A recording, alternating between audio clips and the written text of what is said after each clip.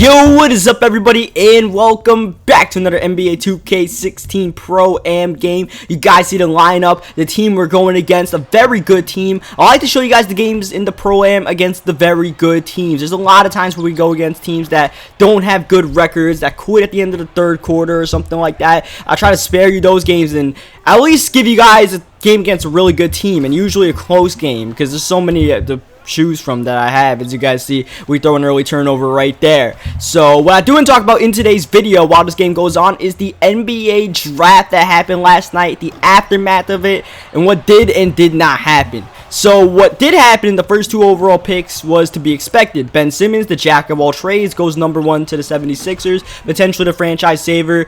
But the 76ers did not make a trade. They did not get rid of Noel, Okafor, or Joel Embiid. So they still have surplus of front court players. They gotta fix that. And then Brandon Ingram, since the 76ers took Ben Simmons, goes number 2 to the LA Lakers. And the Lakers get their potential stretch 4, small forward 3 who can shoot. So the Lakers, they still have to find out how that roster fits with D'Angelo Russell and Julius Randle. They're probably going to try to get someone in free agency probably next year, maybe not this year. And then after that, things got a little bit topsy-turvy. Chris Dunn, the supposed number 3 overall pick, did not go to the Boston Celtics, that guard out of Providence. He went number 5 to the Timberwolves. The Celtics, who were trying desperately to make a trade, trying to get Nerlens Noel, trying to get Jimmy Butler. There's talks like a year or two ago how they might get Boogie Cousins. Maybe Kevin Love goes to the Celtics. So far, Celtics have not made that big trade with all these assets they have. Instead, they ended up drafting like 8 players last night because they had so many draft picks they didn't really make any trades. So now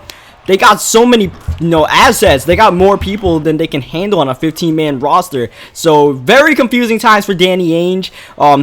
He's got to try to figure that one out. And if he does, probably going to win Executive of the Year if he can figure out what the hell to do with that roster. So Celtics still have a lot of work to do. As you guys see, we're going to try to beat the buzzer end of the second quarter, and we do right there. So Chris Dunn went number 5 to the Timberwolves. The Timberwolves almost pulled off a trade where they were going to get Jimmy Butler along with the Celtics. Everyone was trying to do that, or get like Nerlens Noel or something like that.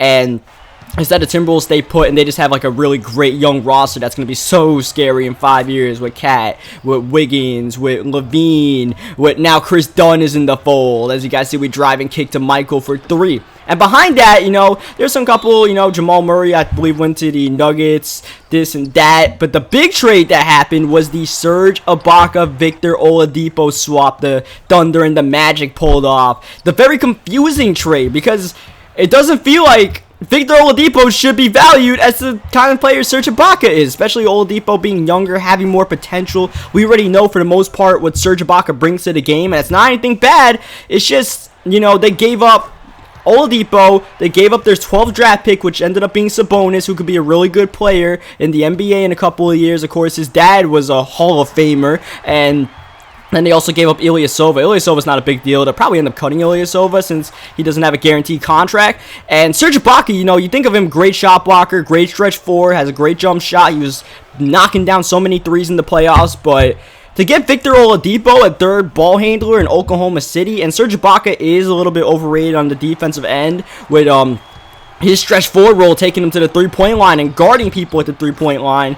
That takes him away from the rim. He's known for shot blocking, and when he's not shot blocking, he's a little bit inconsistent, I should say, on defense. So I would say the Thunder got a really good deal out of this. I mean, the jury's still out because they did almost and probably should have made the NBA Finals last year with the roster they had with Ibaka on it, but it's a great aggressive move by the Thunder. They're usually not known for making great trades. They're known for making great draft picks.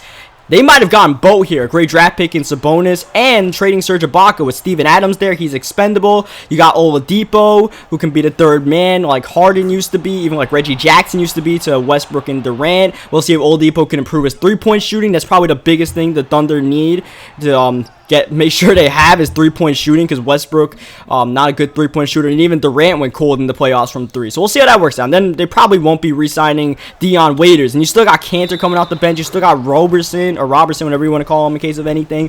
So I like it for the Thunder. probably guarantees them keeping Durant for at least one more year. We'll see how that works out. Should be fun to see them compete with the Warriors and the Spurs in the Western Conference, and the Clippers, I guess you can say, in the Western Conference playoffs next season. The Clippers are probably going to get injured or something like that. You see, we're getting clutch buckets right here. That's all I got for the draft and stuff like that. Let me know what you guys think about it in the comments sections. We're trying to help our team win. We got the lead, and Michael's going to help extend it with a three-pointer from the top of the key. Michael's struggling with that three-point shot throughout, and they're starting to fall flat on their three-pointers. They've been trying to dagger the game for the past 2 minutes, and instead, not only did they let us back in it, they're letting us run away. Back-to-back threes. Walsh knocks it down from the left corner. Ball moves around with about a minute left. They're trying to get the big bucket to cut the lead. That's it. That is it. Big time shot right there.